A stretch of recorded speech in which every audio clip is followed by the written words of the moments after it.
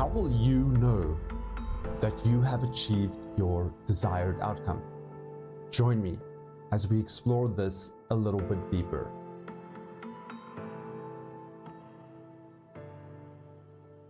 Have you ever worked on a goal or an outcome, but weren't sure how exactly you'll know you've achieved it, or even more important, that you're actually making progress towards this outcome? Well, you're not alone, and many people experience this. All too often, evidence of said outcome is neglected. This could be for many reasons that people neglect it, but ultimately it has to do with the importance, or should I say, lack of importance placed on evidence in the goal setting process. Let me begin by saying that evidence is very, very important. And by evidence, I mean sensory-based evidence. If we do not know what sensory-based evidence we'll have, so in other words, what we'll see, what we'll hear, what we'll feel, the outcome is rather vague. The reason we use sensory-based evidence is so that we can convert abstract language into experiential criteria. By doing this and approaching outcomes in this way, our nervous system can use sensory reference to recognize success. Therefore, we'll know when we're getting closer to the outcome or further away. Thus, by asking what do you want and how you'll know when you have it is simply not enough. We need to go deeper into this and explore sensory-based evidence. Hello, I'm Wesley from Peak Mental Edge. As a peak performance coach specializing in neuro-linguistic programming, my focus is on helping people upgrade the way they think so they can perform at their best, whether that's in business, in sports, or in everyday life. If you're working on a goal and need some help, or you're feeling a little stuck, feel free to book a no obligation discovery call with me.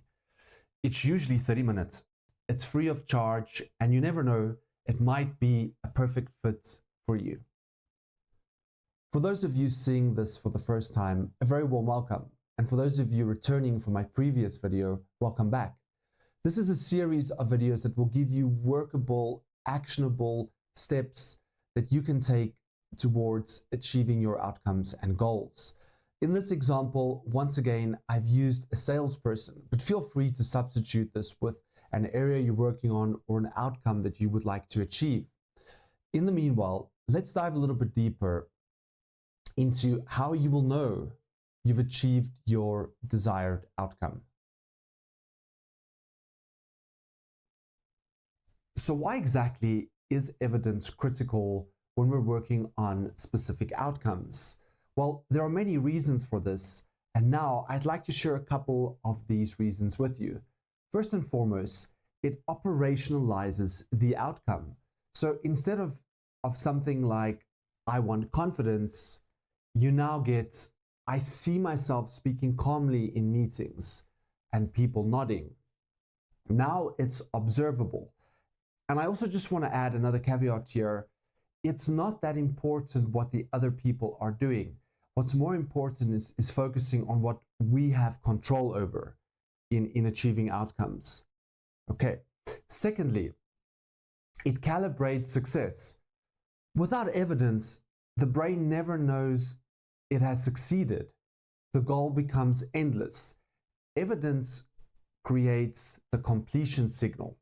Thirdly, evidence reveals the internal strategy. When one describes evidence, you often discover internal pictures, internal dialogue, bodily feelings. And these can become very, very important intervention points for change work. And lastly, it prevents nominalizations. It's good practice always to convert abstract nouns into processes. An example of this would be a person who has a very vague desired outcome, like confidence. So instead of just, I want to be confident, it can become, I see myself standing upright, I'm speaking with a steady voice, and I can actually sense myself breathing very calmly. The reason this is so powerful is because experience is encoded in sensory systems. The sensory systems include our visual, auditory, kinesthetic, olfactory, and gustatory. Therefore, by using evidence, it forces the outcome to exist in the nervous system, not only in vague language.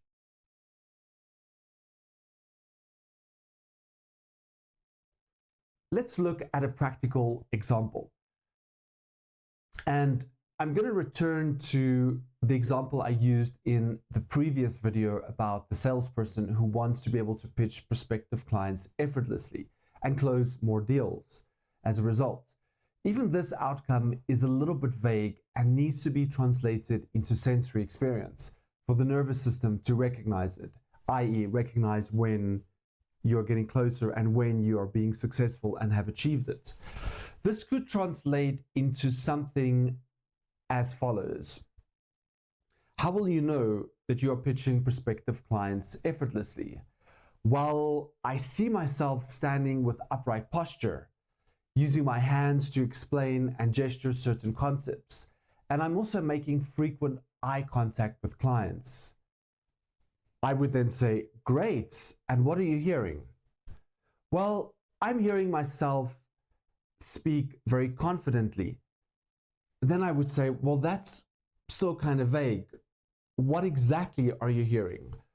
And then you might say, I'm hearing myself speak slowly and clearly. I'm hearing the sound of my voice. It's echoing through the room. Can you see we're getting closer? And lastly, I would ask, what do you feel? What do you sense?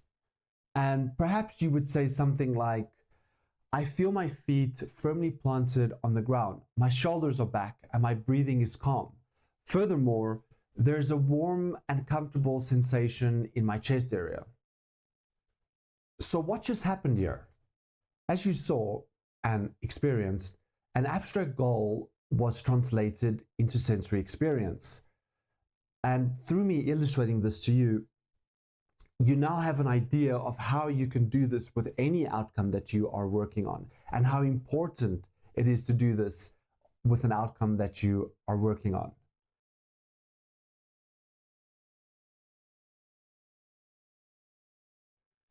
In closing, by approaching the outcome the way we have, not only has the outcome become operational and observable, but we've taken this evidence to calibrate success, and now the brain knows when, or I should say rather, what the completion signal is when we've succeeded. In this case of our example, this was having an upright posture, speaking with a clear voice, feeling the warm sensation in the chest, and seeing yourself maintaining eye contact.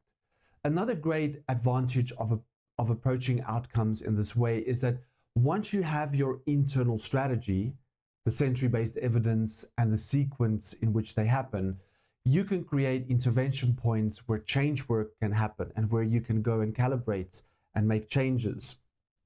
And lastly, abstract nouns and vague language has been converted into processes based on clear sensory-based information. Feel free to try this out, and you'll be amazed at how powerful this is. Thank you once again for joining and watching, and I will see you soon for the next video.